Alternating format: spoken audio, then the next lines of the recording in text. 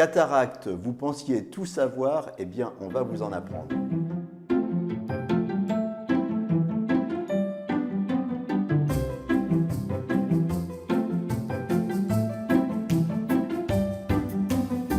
Alors pourquoi le JT de l'ophtalmo rend visite à un vétérinaire aujourd'hui? Écoutez, c'est plus à vous de répondre, mais je pense que ce qui vous intéressait, c'était de faire la rencontre d'un vétérinaire, parce que je suis avant tout vétérinaire, et je me suis spécialisé en ophtalmologie par la suite. Quel type de pathologie on retrouve en ophtalmo vétérinaire? Écoutez, c'est un peu les mêmes pathologies, les mêmes maladies que l'on rencontre chez l'homme, puisque ce que nous voyons beaucoup, ce sont des cataractes, comme ce matin, des ulcères, comme ce matin. Voilà, c'est vraiment les deux grandes pathologies qu'on voit le plus. Ensuite, nous voyons beaucoup de glaucome et des pathologies de paupières, des affections de la rétine, avec des dégénérescences de rétine, qu'on a aussi assez fréquemment, des décollements de rétine, des tumeurs qui peuvent être situées un petit peu partout, un petit peu sur toutes les structures du globe. Alors vous avez fait un parallèle avec l'homme, vous dites on voit à peu près les mêmes types de pathologies. Est-ce qu'il y a les mêmes problèmes liés aux maladies de civilisation? Je pense à la rétinopathie diabétique par exemple. Est-ce que les chiens, les chats, on leur donne à manger un petit peu plus que ce qu'ils ont besoin et qu'ils développent des maladies? Ce qui a évolué, c'est le fait que dans notre société actuelle, on médicalise énormément les animaux. Et du coup, le fait de les médicaliser permet d'augmenter l'espérance de vie. Donc c'est ça la grande tendance dans les 20 dernières années, c'est-à-dire qu'un chien maintenant vit plus de 15 ans, c'est très fréquent, alors qu'avant il vivait moins de 10 ans. Donc il y a tout un pan de maladies oculaires que l'on ne voyait pas, liées à l'âge, et qu'on voit maintenant. Donc en effet, ça peut être des pathologies de la rétine, des pathologies de la cornée, ou du cristallin bien sûr. On va revenir sur le programme de ce matin. On a vu Pépito, cataracte. Bon, ça c'est votre quotidien, la cataracte. Sauf que Pépito, il a 7 mois simplement. Voilà, donc c'est vrai que la cataracte c'est notre quotidien. Ce qui est un petit peu plus rare, c'est de les voir à cet âge-là, 7 mois, c'est un chiot. Et c'est parce qu'il s'agissait d'une cataracte congénitale, ce qui est beaucoup plus rare que les autres types de cataractes que l'on voit tous les jours. Alors la première chose, c'est qu'on va l'ausculter. Donc là, je vais lui injecter des produits pour lancer l'anesthésie. Après, on va l'intuber, on va continuer en gazeuse. Voilà, donc là, j'injecte le produit anesthésique. Il va se relâcher. Voilà, donc là, il dort. On va tester l'activité de la rétine. Comment on s'en aperçoit? On ne va pas lui faire lire les tableaux comme chez les humains. C'est quoi? Alors déjà, c'est le propriétaire qui remarque soit le blanchiment de l'œil, soit le trouble de la vision. C'est-à-dire un animal qui est gêné dans son quotidien, qui se cogne, qui est gêné dans les escaliers. Donc ça, c'est le motif de consultation. Et après, nous, on fait des examens en lampe à fente, avec parfois une échographie, et ça va nous permettre d'examiner le cristallin et de voir une cataracte. Le plateau technique, justement. Vous avez mentionné la lampe à fente, mais ici, c'est un plateau technique qui est équivalent à un plateau qu'on peut voir d'habitude chez les ophtalmos. Lampe à fente, tension, fond de l'œil, enfin vous faites tout ça, échographie. Lorsque j'ai créé la clinique, c'était l'objectif, c'est-à-dire qu'on se rapproche. Jusqu'à maintenant, il y avait toujours un décalage quand même entre ce que l'on fait chez l'homme et ce que l'on fait en médecine vétérinaire en termes de moyens. Et là maintenant, c'est vrai que l'équipement maintenant, que ce soit pour le diagnostic comme vous disiez, hein, avec les échographes, les tonomètres, etc., se rapproche de ce qu'on peut trouver chez l'homme, et aussi en chirurgie avec la phacoemulsification, les lasers, laser IAG, laser diode. Donc les équipements sont très similaires à ce qu'on voit chez l'homme. Et ici, en plus, il y a 2 blocs oui, qui peuvent tourner simultanément. Exactement, l'idée c'est qu'on puisse opérer à 2, puisque j'ai une collaboratrice, ce qui permet finalement d'assurer des suivis lorsque l'un est en vacances, ça permet de mieux assurer les urgences, et voilà, si je suis en train d'opérer une cataracte, de pouvoir traiter un ulcère en urgence dans le 2e bloc. On va revenir à Pépito. Il est mignon, Pépito. Vous avez commencé par lui faire une électrorétinographie. Oui. Pourquoi? Alors ça, c'est systématique. Avant d'opérer une cataracte chez l'animal, on teste l'activité de la rétine par un ERG, une électrorétinographie. Donc ça consiste à envoyer des flashs lumineux au niveau des yeux et voir comment réagit la rétine. Et comme ça, on peut savoir si la rétine marche ou pas. Et c'est un préalable vraiment important pour savoir si on va avoir un bon résultat de la chirurgie de la cataracte. Voir si on va opérer ou pas, parce que si la rétine ne fonctionne pas, vous n'opérez pas. La plupart du temps, on n'opère pas puisqu'on n'aura pas le résultat fonctionnel, on n'en retrouvera pas la vision. Donc c'est des potentiels qui sont émis à chaque stimulation lumineuse. Donc la rétine marche, ce qui fait qu'en opérant de la cataracte, on va redonner la transparence à l'œil et redonner la vision au chien. Incision cornéenne, ok, là j'ai la capsule. J'ai incisé la capsule et on va aspirer le cristallin opaque. Alors, ce qui m'a beaucoup étonné, là j'ai vu la préparation, d'abord c'est l'amour et la douceur avec laquelle on manipule les animaux. Ça c'est extraordinaire. ne fait pas la même chose avec les humains. C'est ce qu'on nous dit très souvent. Les propriétaires nous disent ça, qu'on est mieux traité ici que chez l'homme. Nous, c'est vrai qu'on travaille avec passion, avant tout par amour de l'animal, donc voilà, ça doit se ressentir, je pense. Puis au-delà de ça, bon, c'est vrai que ça permet de travailler dans des meilleures conditions, et même les animaux, je pense, sont plus en confiance lorsqu'on est doux et sympa avec eux. Alors il y a la douceur, c'est la première chose qui m'a étonné. La deuxième chose, c'est qu'on passe plus de temps avec les animaux. Enfin, le temps de préparation est un petit peu plus long. Et puis après, vous faites aussi une suture de la cornée. Oui, alors c'est vrai que c'est plus long parce que chez l'homme maintenant, il y a quasiment plus d'anesthésie générale, d'après ce que je crois savoir. Or nous, c'est obligatoire. Un animal, sinon bouge, on ne peut pas lui dire de ne pas bouger pendant 10 minutes, donc on est obligé de faire une anesthésie générale. Donc c'est vrai que ça rallonge puisqu'il y a toute cette préparation dont vous parliez, l'intubation, la préparation. Voilà, donc c'est vrai que c'est plus long. Et après, il y a aussi, en effet, vous parliez de la suture de cornée, puisque nos incisions se font en cornéen et non en scléral, et on a besoin d'une solidité, étant donné que l'animal peut sauter d'un canapé dans quelques heures. Donc c'est vrai que la solidité est très importante. Comment on évalue le résultat, finalement ? On se dit que l'animal qui se cognait avant, il ne se cogne plus, c'est ça? Déjà, il y a le retour du propriétaire. Et ça, pour nous, c'est presque le plus important. Parce que l'objectif, c'est qu'on a un animal qui rentre, qui se cogne, enfin qui arrive ici. Le propriétaire nous dit il est pas bien, il a pris un coup de vieux, il se cogne, il n'est pas heureux. Et mon objectif, c'est qu'après, il retrouve un confort, qu'il retrouve la vision. Et donc, le propriétaire le voit. Et ça, c'est, je dirais, la première question qu'on pose quand ils reviennent en contrôle.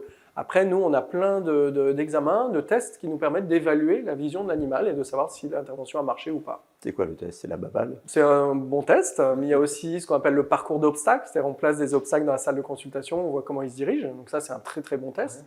La balle, vous avez raison, hein, un chien qui attrape une balle en l'air, c'est qu'a priori, il voit bien. On a le test de clignement à la menace, c'est-à-dire qu'on approche la main, on voit s'il ferme l'œil, on regarde, on examine le fond d'œil. Après, voilà, on a plusieurs tests qui permettent, et c'est l'ensemble permettent d'évaluer, et c'est l'ensemble de ces tests qui nous permettent de juger de la réussite de l'intervention. La cataracte, c'est en ambulatoire? Oui, c'est presque toujours en ambulatoire. Ils arrivent le matin, à jeun. On les opère souvent le matin, et ensuite on les suit toute la journée dans leur réveil, et ils repartent en fin d'après-midi.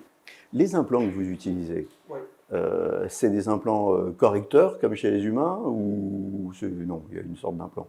Ils sont correcteurs dans le sens où ils corrigent l'hypermétropie que l'on aurait si on ne mettait pas d'implant. Mmh. Donc c'est vrai que ça améliore la vision, le fait d'implanter. Il y a une époque, on n'avait pas d'implant, il y a plus de 30 ans. Donc on faisait des chirurgies de cataracte sans implant. Et là maintenant, c'est vrai qu'avec les implants, on améliore la vision de l'animal en post-opératoire. On est à 41 dioptries chez le chien et 53,5 chez le chat. Différence entre l'œil du chien et du chat et l'œil humain. La taille, les bâtonnets, la vision nocturne. On dit toujours que les chats, ils voient super bien. Oui, c'est vrai. Parce qu'il y a beaucoup d'idées reçues des fois. Des fois, on entend les animaux voient en noir et blanc. Non, à part les bovins qui voient en noir et blanc, c'est vrai. Les chiens et chats voient en couleur avec des tons un peu plus pastels que nous, des couleurs moins vives que nous.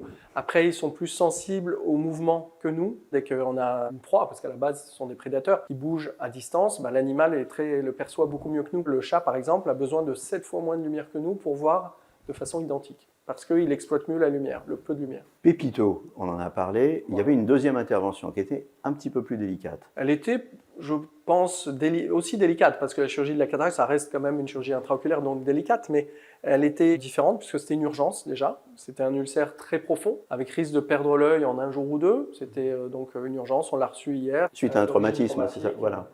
Et souvent des bagarres avec les animaux, non? Ça arrive très souvent, des griffures par des chats. Un ulcère profond qu'il a fallu gérer avant que ça perfore et qu'on risque de perdre l'œil. Donc on l'a traité avec un greffon de conjonctive pédiculé qui permet de reconstruire, entre guillemets, la cornée. Il y a quelque chose qui m'a étonné. À un moment, vous avez dit, bon, on va fermer la troisième paupière. Alors ça, je ne savais pas. On ferme l'œil avec la troisième paupière. Troisième paupière, c'est un peu un abus de langage, mais c'est pour bien faire comprendre. Les animaux ont deux paupières et ils ont ce qu'on appelle une membrane nictitante. Donc c'est une structure qu'on appelle donc troisième paupière qui vient dans l'angle interne et qui peut remonter et qui joue un rôle d'essuie-glace. Donc c'est un rôle protecteur chez l'animal.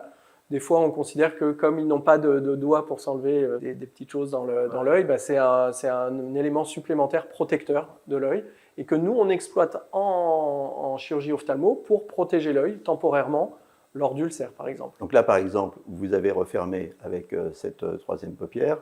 Le chien va porter une collerette pendant un certain temps. Ouais, 1 ou 2 semaines. Ouais. Vous allez lui enlever la collerette, mais vous allez le revoir au bout de combien de temps? Celui que vous avez vu ce matin, c'est dans 1 semaine. Je retire les fils, j'ouvre l'œil puisque la troisième paupière redescend. Et là, vous allez voir à nouveau l'œil avec son petit greffon de conjonctive. Les interventions que vous préférez, qu'est-ce que c'est? J'aime beaucoup la cataracte parce que c'est très minutieux, il y a un résultat qui est assez immédiat et très satisfaisant. Et j'aime beaucoup aussi tout ce qui est, c'est en fait ce qu'on a vu ce matin, parce que le deuxième type d'intervention qui me plaît beaucoup, c'est les interventions en urgence, sur des cas qui sont catastrophiques, où on risque de perdre l'œil si on n'agit pas vite, et où on arrive à avoir des bons résultats et à sauver l'œil. C'est vrai que ça j'aime beaucoup. Alors ce matin, on n'a pas vu que ça, on a vu un petit lapin aussi, en consultation. Alors, on va tourner vers moi, vous la tenez, voilà, comme ça, donc on va l'examiner.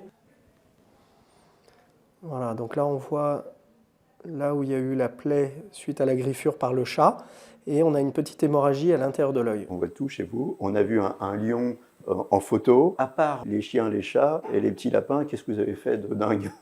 C'est vrai qu'il y a une variété énorme. Comme j'ai la chance d'être ophtalmo, les vétérinaires m'appellent pour des cas d'ophtalmo sur tous les animaux. Donc ça peut être dans des zoos, dans des cirques, même si à l'heure actuelle, heureusement, il y a moins d'animaux dans les cirques. Je peux être amené à me déplacer quand ils sont très gros, comme par exemple des éléphants. Récemment, j'ai vu un rhinocéros, autruche, tigre, lion, tous les animaux sauvages. L'éléphant, l'œil, il doit être énorme. Il fait quoi, la taille d'une balle de tennis? Très gros, ouais, un petit peu plus petit qu'une... Mais alors, vous faites quoi, des implants sur mesure dans ces cas-là? Chez l'éléphant, c'est tellement rare que, bon, bien sûr, on n'a pas d'implant standard. On peut développer des implants sur mesure chez certains animaux. Ouais. Et si on allait dans le bizarre, les nacs, alors vous en voyez, ils ont des cataractes, les nacs? Ouais, beaucoup. Alors les lapins, cochons d'Inde. La semaine dernière, j'ai opéré une cataracte sur un chinchilla. Cette année, j'ai battu mon record en termes de faible poids pour un animal, parce que c'était une pie qui faisait 100 grammes. Si vous voyez les extrêmes, ça va d'une pie de 100 grammes à un éléphant de 3 tonnes. Ce qui est sympa, c'est cette grande variété. Oui, il y en a qui présentent un réel danger. Oui, bien sûr. Les tigres que vous avez vus, c'est sûr qu'il faut faire attention, il y a un danger. Donc on a l'habitude, et des fois on est obligé de tranquilliser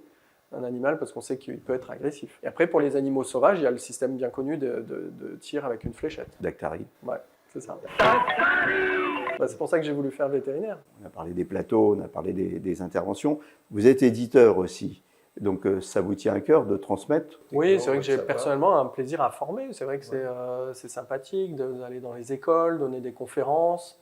De la même façon que moi j'ai beaucoup appris par ces moyens-là, avec les livres, avec les conférences. Donc l'idée c'est après de retransmettre les choses.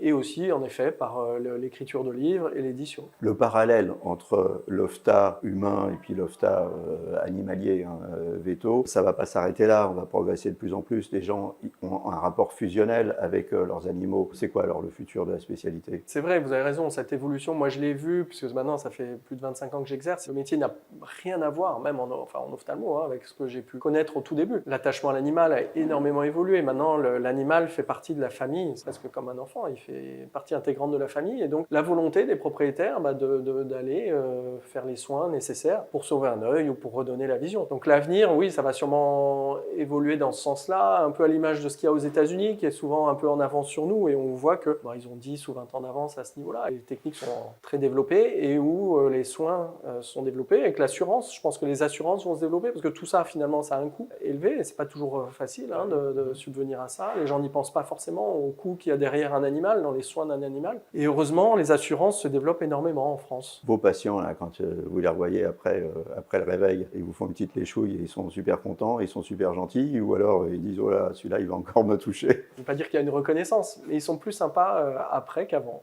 C'est vrai que quand on est arrivé, on nous a proposé des croquettes à l'entrée. On est bien accueillis ici. Merci.